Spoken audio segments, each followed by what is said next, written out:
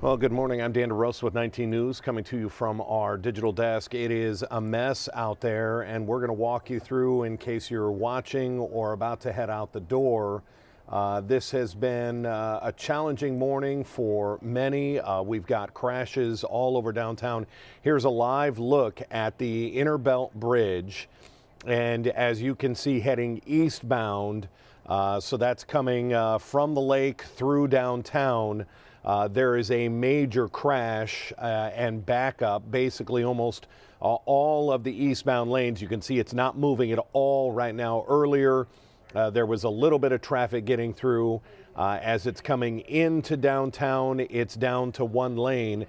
So if you can stay clear of the Inner Belt Bridge, if somebody has already set out the door for their morning commute, give them a call. Take anything other than the Inner Belt Bridge. I had to do the same.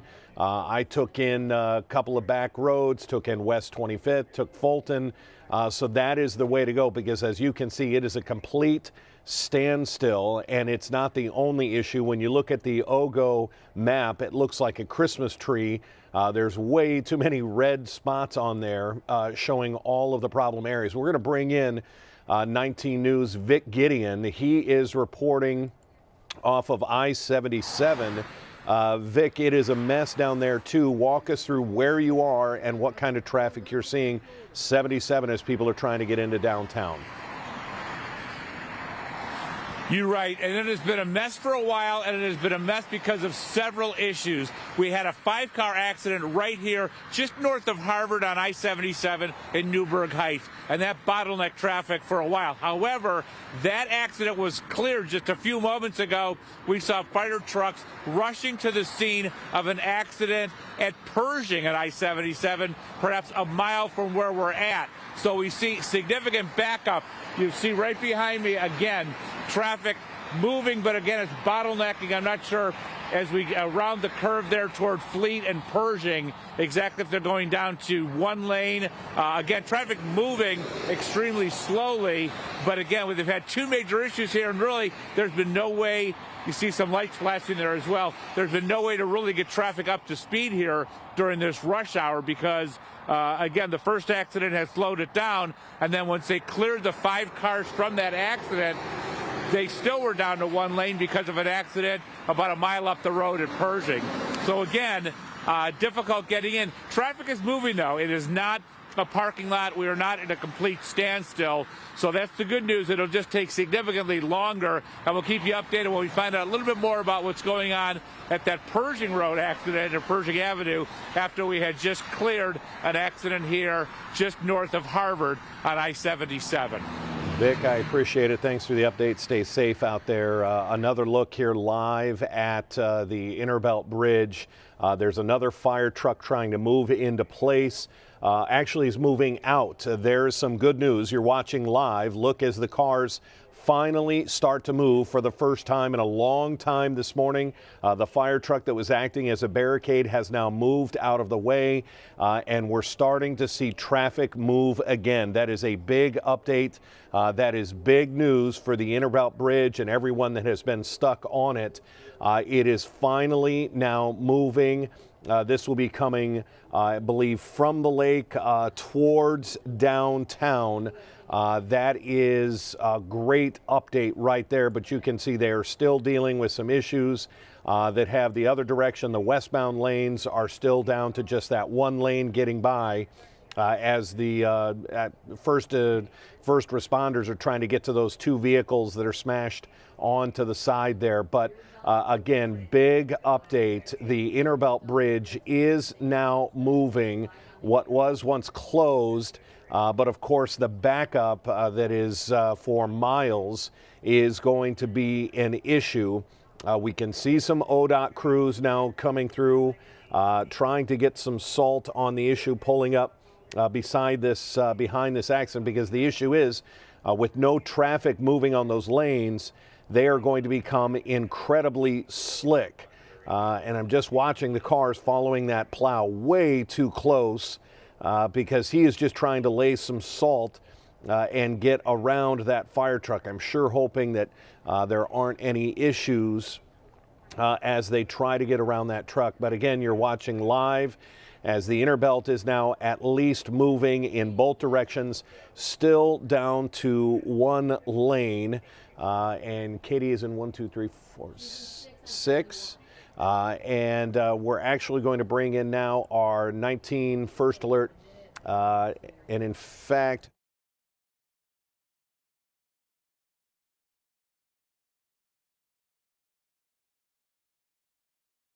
we're going to keep an eye on this situation. We do have our Katie Tursek out there. We're going to work on her shot here for a second. But where Vic was coming to us was on 77. You look at this live picture as it dumps into downtown and you're saying, well, there's no issue. There's free sailing. Well, that's because there's only a couple of lanes getting through. If we could look behind us on this shot, you would see that other accident that Vic was talking about around Pershing, and that's why you're seeing just very minimal cars getting through. We're trying to help you navigate this, folks. It's been kind of a nasty morning, a thin layer of snow that came through just before the morning commute is not helping things. But here is the big news. The inner belt is now moving. What was completely shut down in the eastbound lanes. We watched live here just a couple of minutes ago the fire truck get out of the way, and that was acting as a blockade for that accident. Boy, when you talk about couldn't be a worse spot for an accident, it is the Interbelt Bridge on a morning commute. So at least the vehicles are moving. It's going to take a long time to get this traffic up to speed, and we're still waiting on this accident to clear on the westbound lanes. You can see the fire truck and the police car there. You've got other ODOT vehicles in that same stretch trying to divert people left and right to get them out of the way of that accident. So the Interbelt continues to be a problem. I would still encourage you, if your husband or your wife or your significant other has already hit the road, normally goes through downtown on the Interbelt, give them a text message, give them a call, whatever you have to do to make sure they're safe. I do want to go to this the OGO cameras. That's the Ohio Department of Transportation. When we look at this, and this is the Pershing exit that Vic was talking about. If you look at all the traffic stacked up in that upper right hand picture, you can see why there is an issue of getting people through there. I do believe we have Katie Tursek with us now. Katie, you are coming, you're actually on the highway there. Walk us through, Katie, what you're seeing there, what you folks have been dealing with all this morning. Katie, you have me? And Katie's still not with us. We'll wait for her to get some communication with us. Still waiting for that. Again, a live look at the Interbelt Bridge here. The good news is we are seeing traffic moving in both directions. It's just going to be a slow kind of morning. It was just that thin layer. Boy, it was not really even a measurable snow anywhere, but it has been enough of a snow to make it slick. The temperature didn't help. You can see it's 24 degrees. Katie Tursek, if you have me, give me a thumbs up in your shot. We do have Katie for us. Katie, walk us through where I think you were in Solon earlier.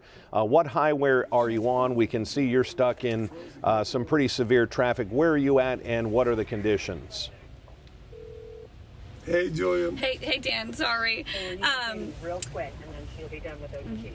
We are here on 71 North right here, and what we are doing is we are passing Metro Health, and so we're approaching the Interbelt Bridge, and really what we have been seeing all morning long is just backup after backup, like you've been talking about, as well as bumper-to-bumper traffic. And one of the big things is that it's not just one accident, it's multiple accidents that are happening. But here we are finally approaching that Interbelt Bridge.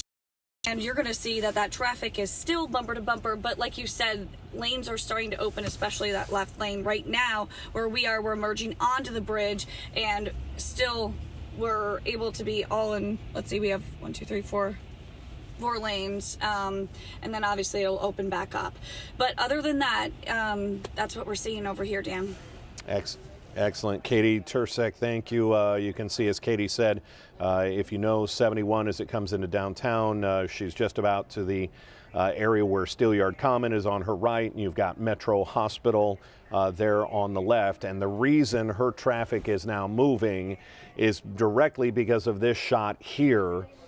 You can see that it is still at one lane in downtown as far as the direction Katie is coming westbound.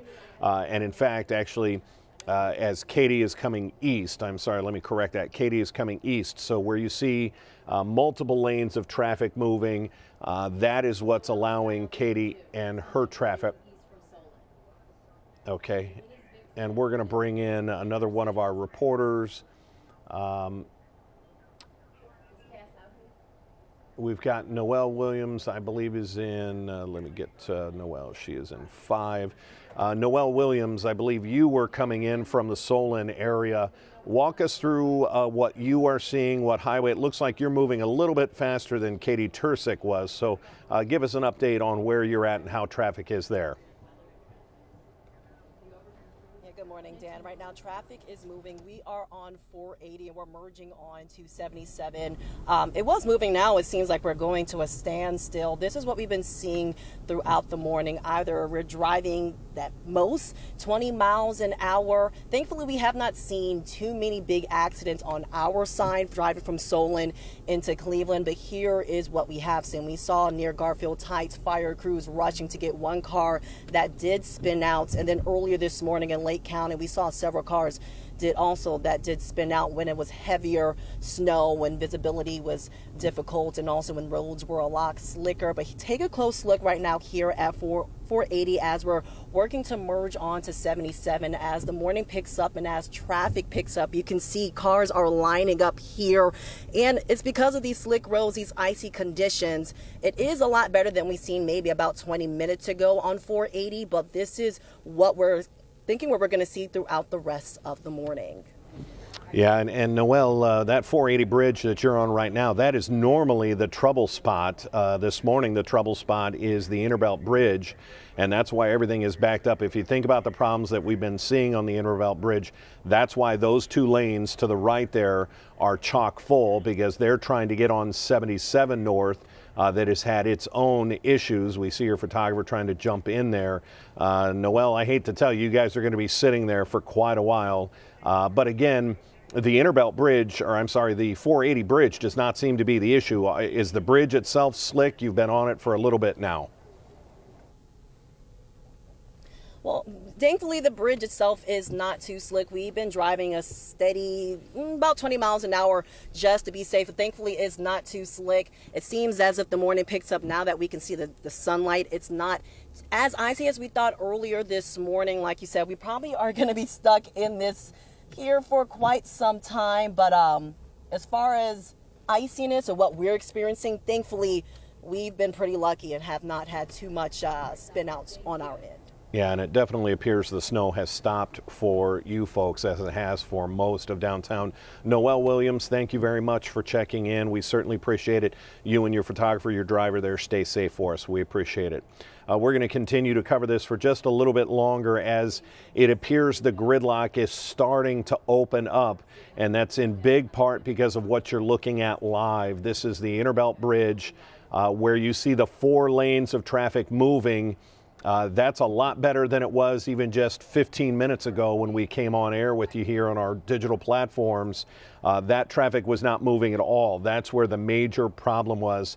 This is those 4 lanes that are moving now.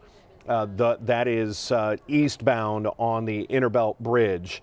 This would be coming from the lake. The stadium would be just, the baseball stadium would be just to your right on this picture as traffic is coming through. But it's not the only issue. You can see the westbound is down to 1 lane because of this accident. They still don't have cleared There doesn't seem to be a lot going on with this accident. We don't see any ambulance trying to get up to this, so I'm not sure if there are any injuries.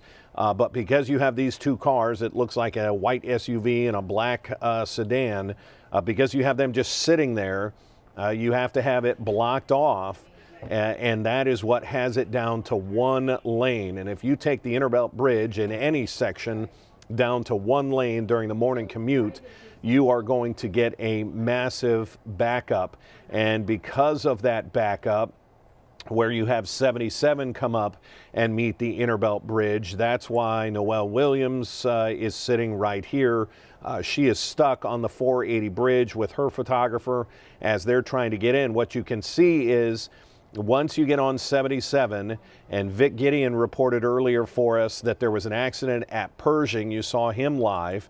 But take a look at this picture. Noelle is trying to get to where there are no cars here. You can see it is moving fine, but you have that accident. If we could turn this camera to our left about 180 degrees, you would look down towards Pershing and you would see that there is an accident there, only letting one lane get by as well. So that's why when you look at this picture of 77 come in and say, well, why is Noelle stuck on the 480 bridge when it looks like 77 is clear? That's because, and I'm going to try and find on, and in fact, here we go. Let's take a look at the camera now. We showed this to you live just a couple of minutes ago. You can see crews are now out there. Take a look in the upper right, and I'm actually going to key in on this particular picture to show it a little bit better. This is the 77 at Pershing. It's a time-lapse camera, so you'll see it jump here about every 5 seconds or so. They now have taken 77 down to one lane. This is at Pershing. I believe that's the, I'm going to try and look a little closer. I believe that's the Harvard Avenue exit at Newburgh Heights. They've got the cones out there now to get 77 down to one lane. So that's why Noelle Williams and everybody else trying to take 480 to 77 to get into downtown. That's why that is a mess. And that's why when you look at this picture, it's smooth sailing because, well, there's only one lane of traffic getting through in that picture. That's the Interbelt in this picture here at Pershing from Ogo. Just a mess of a morning commute.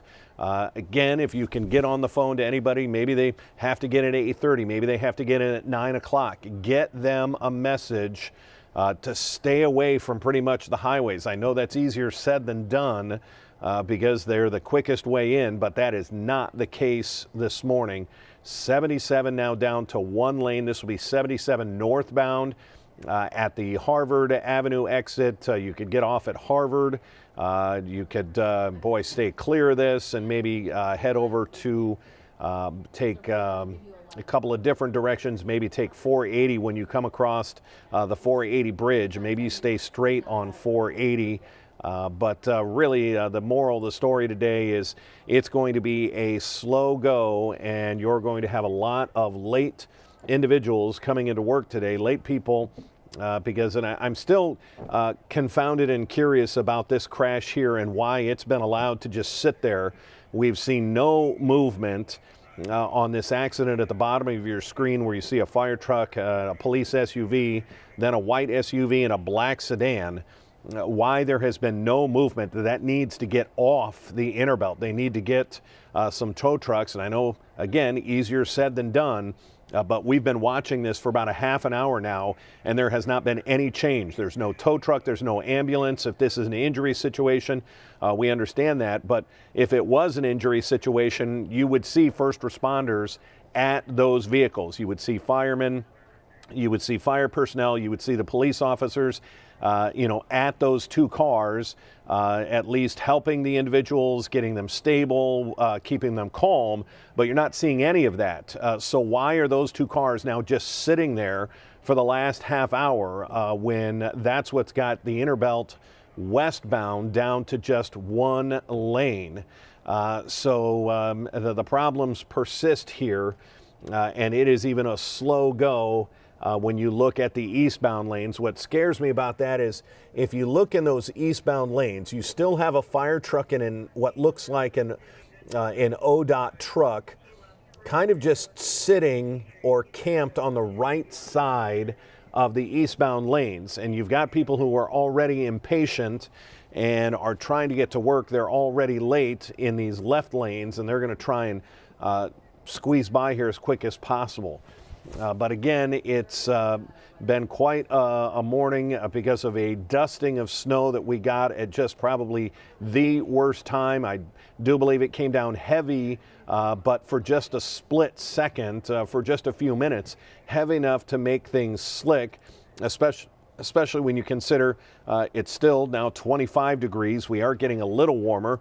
Look at the beautiful sky. If you don't have to be tied up in traffic, there is a beautiful sky, so we know the snow and the clouds have moved out, but it's still an issue for much of downtown.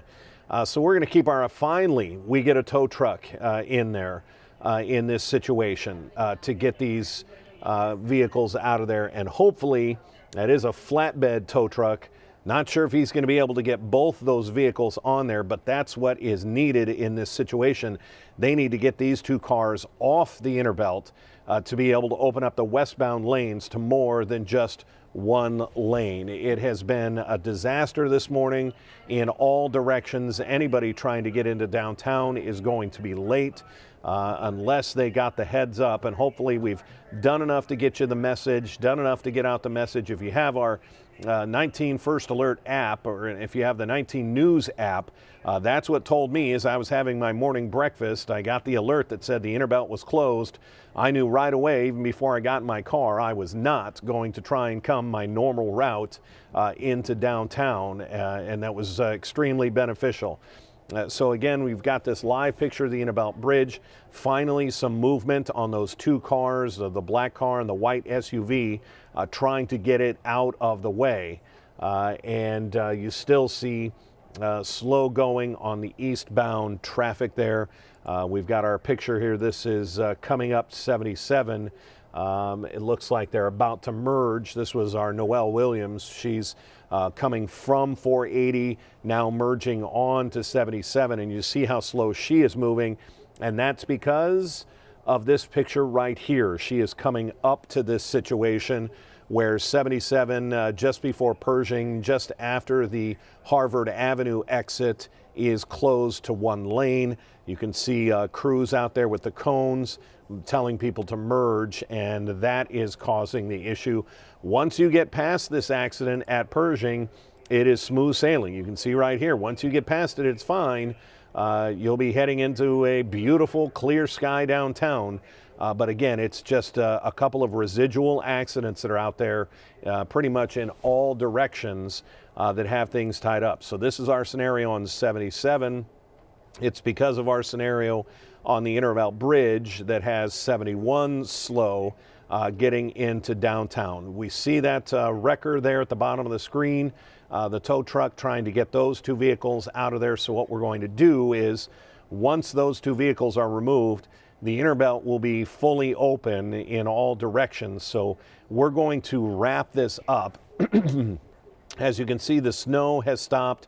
Cars are moving again on the inner belt bridge. As soon as those two are removed, the inner belt westbound will be back in full operation, if I had to guess.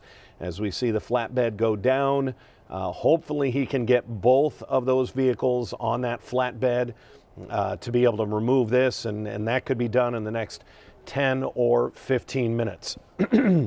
If anything else pops up, if we see any more trouble spots start to back things up again, we will come back on live with you here on our digital platforms. But again, folks, a little bit of patience there. Hopefully bosses all over downtown are going to be understanding that it was just one of those really bad recipe kind of mornings. Just a quick burst of lake effect snow hit the area at just the wrong time, just before the morning commute. And then you had a few people that obviously couldn't handle the conditions and shut down the Interbelt, basically the main artery into downtown and out of downtown, basically in both directions. Again, if we have anything else, we'll bring it to you here on our digital platforms. Hopefully we've helped you maybe navigate this situation in just a little bit better way. Again, I can't reiterate enough, if you have the 19 News app, you would have gotten a push alert, several push alerts. Our crews were great this morning about getting out the information. As soon as the Interbelt was closed, the push alerts went out to your phone, and it's what caused a lot of people to stay away, but unfortunately not everyone could do that. So we're going to wrap this up. If we have any other breaking news, it'll be here on our digital platforms as things slowly get back underway. I'm Dan DeRose with 19 News. Have a good afternoon. 19 News is everywhere. Download our CTV apps and follow us on social